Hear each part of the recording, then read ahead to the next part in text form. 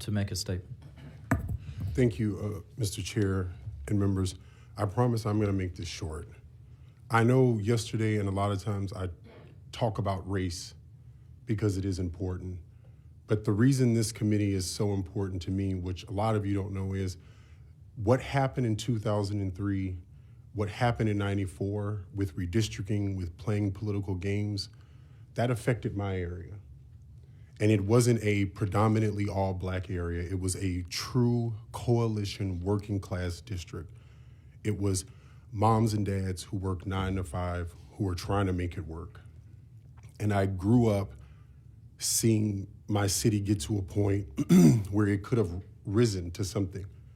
And now it's in decay. And when you have people who come to a committee and say, because I'm a Democrat-run city in Beaumont, people are poor, and that wasn't what happened. We lost our representation and economic engines to larger parts of the district that had nothing in common with us. That's why I bring up the historically Black and Hispanic and Latino districts, because it hurts knowing what could happen to them, because I know what happened to me. I'm very blessed that I was raised between the West Coast and the South by a dad who was in the Coast Guard for 33 years.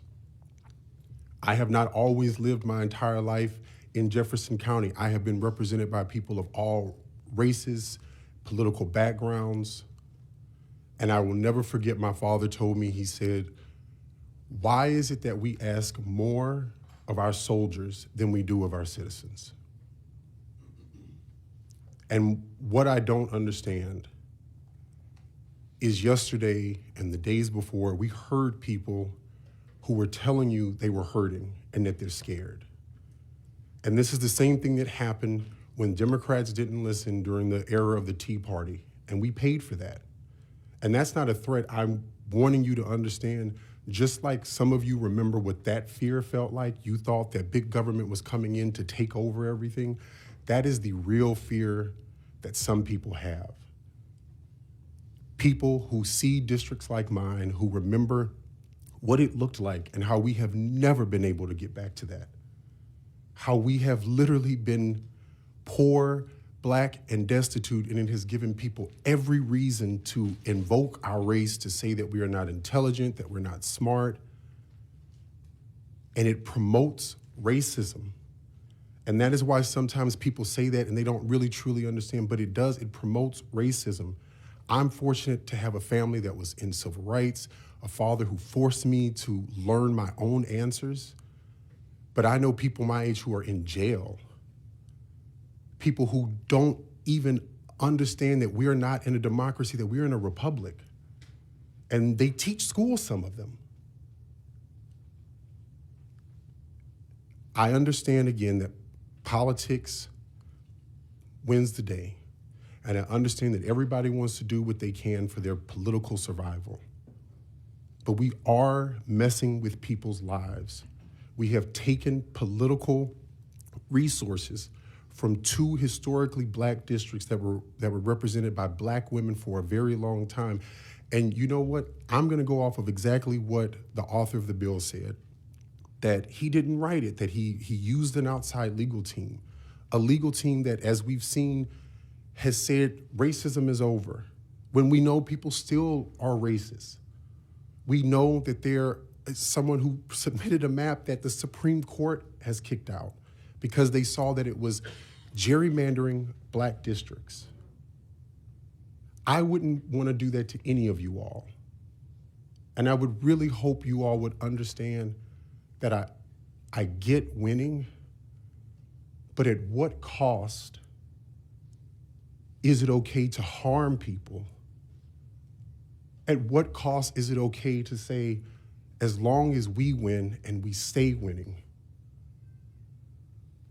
I know all of you here, and I know that's not how you all think, but I am telling you, and I'm sorry I'm emotional, but I am telling you, there is real harm in breaking up communities of interest like this, taking away airports from people, taking away businesses that they have relied on for their representation to make sure that they do right. Even if you don't agree with DEI, just being able to make that call in your district to say, hey, can you give this young person a chance? He really is doing good work. But when you take that out, we don't have a voice. And for sometimes those economic engines are in that district that those people need. We always say, pull yourself up by the bootstraps. But some people don't have boots. And all I'm saying is please listen to these people's hurt. If you want to pass the bill, pass it, but please just listen to what they were saying before you pass it. We can always come back. I will come back. But please, there are people who are real life scared. And I would never wish anything on anyone for what I have seen happen to my community the entire time I grew up, because a white Republican was mad with a white Democrat and drew him out of his district because he had the respect of people of every ethnicity and background. And it was a Republican district and he consistently won. I appreciate you, Chairman. I thank you all for working with all of us. And I really hope you all will listen with your heart. Thank you. Thank you, Mr. Manuel. Chair recognizes Mr. Wu to make a comment. For the